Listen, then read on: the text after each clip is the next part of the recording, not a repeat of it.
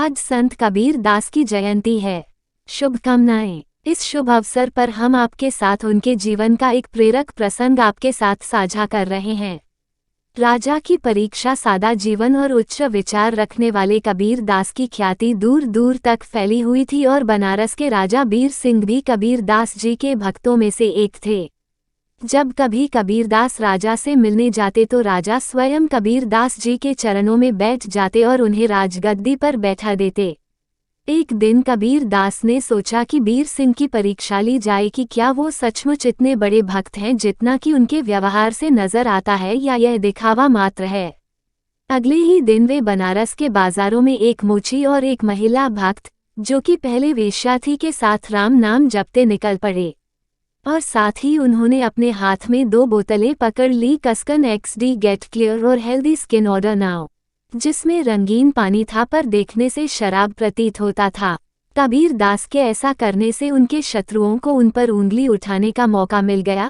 शहर भर में उनका विरोध होने लगा और उनके शराब की बोतलें हाथ में लिए एक मोची और वेश्या के साथ इस तरह शहर में घूमने की खबर राजा तक भी पहुंची।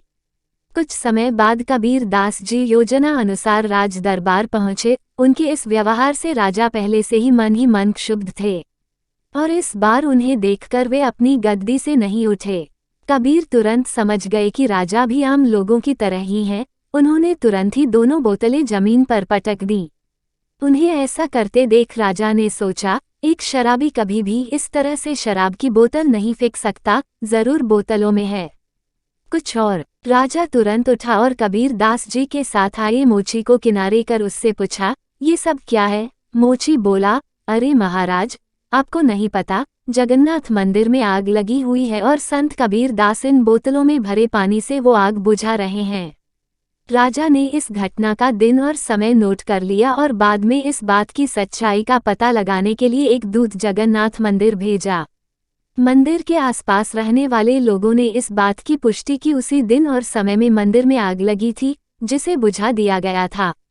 जब राजा को इस सच्चाई का पता चला तो उन्हें अपने व्यवहार पर पछतावा हुआ और संत कबीर दास में उनका विश्वास और भी दृढ़ हो गया।